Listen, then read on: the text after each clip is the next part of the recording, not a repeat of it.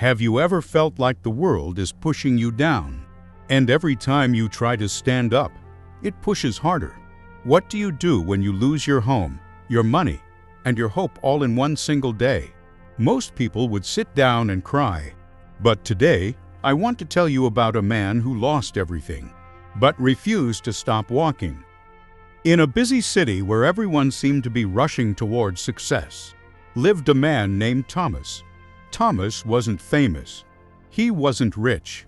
He was a simple man who owned a small bookstore on a quiet corner. He loved books. He loved the smell of old paper and the way a good story could make someone smile. For 15 years, that shop was his life. It paid his bills, and it gave him a place to belong. Thomas lived in a tiny apartment above the shop with his old cat, Jasper. He didn't have much, but he was content. He believed that if you are kind and work hard, life will be kind to you in return. But life doesn't always follow our rules, does it? One cold Tuesday night, everything changed. A fire started in the building next door. It spread faster than anyone could stop it. Thomas woke up to the sound of breaking glass and the smell of thick, black smoke. He only had time to grab Jasper and run out into the street. He stood on the sidewalk, shivering in his pajamas, watching 15 years of his life turn into ash. The books, the wooden shelves he built with his own hands, his grandfather's chair, his clothes, his savings, everything was gone.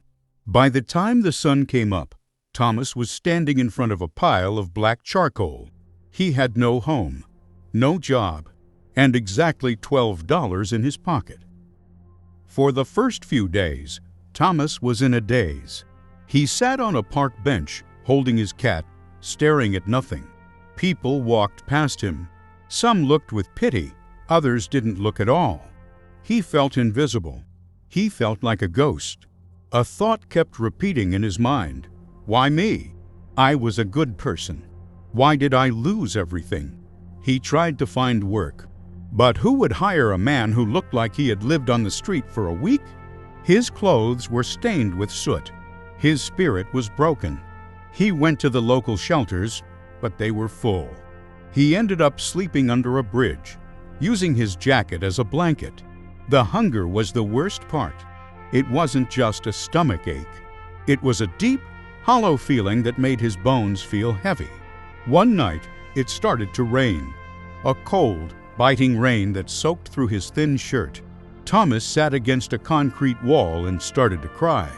He looked at Jasper, who was shivering beside him, and felt a terrible guilt.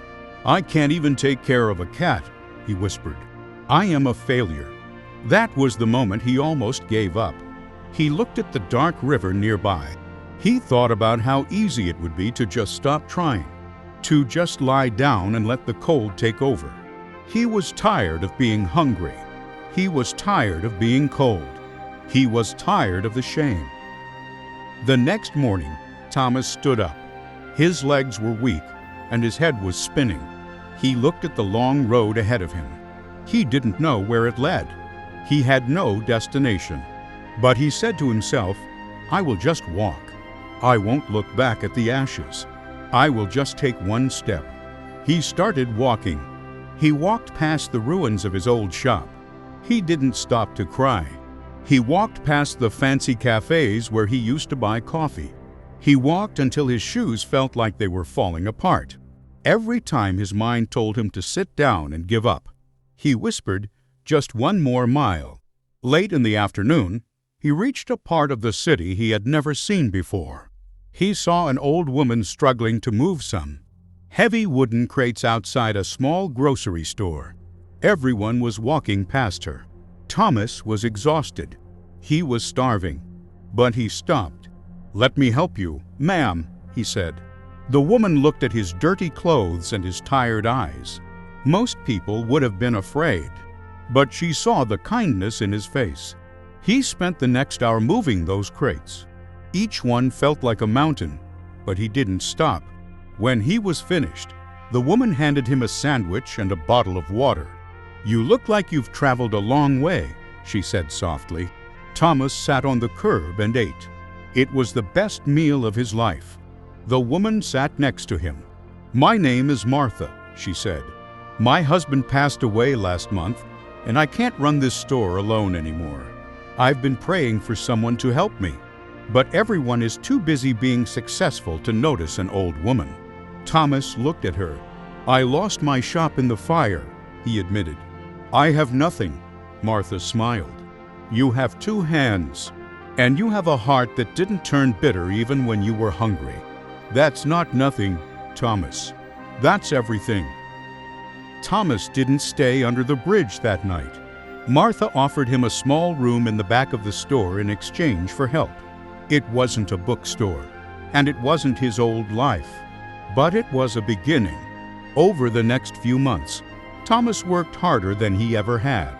He cleaned the store, he organized the shelves, and he talked to the customers. People started coming to the store just to talk to the man with the kind eyes and the amazing stories. A year later, Thomas and Martha became partners. They turned part of the grocery store into a reading corner, where poor children could come and read for free. Thomas realized something important as he watched those kids read. If he had given up that night under the bridge, he would have died a failure. But because he refused to stop walking, he found a new purpose. He realized that the fire didn't destroy his life. It just cleared the ground for something new to grow. So, my friend, let me ask you, are you facing a fire in your life right now? Did you lose a job? Did a relationship end? Did a dream fall apart? It's okay to cry. It's okay to feel the pain. But please, listen to me. Do not stop walking. The world might tell you that it's over. Your mind might tell you that you've lost too much to start again. But as long as you can take one more step, the story isn't finished. Hardship is not the end of your road. It is often the beginning of a better one. You are stronger than your struggle. You are bigger than your loss. The life you want is waiting for the person you are becoming through this pain. Trust the walk. Trust the process. And never, ever give up.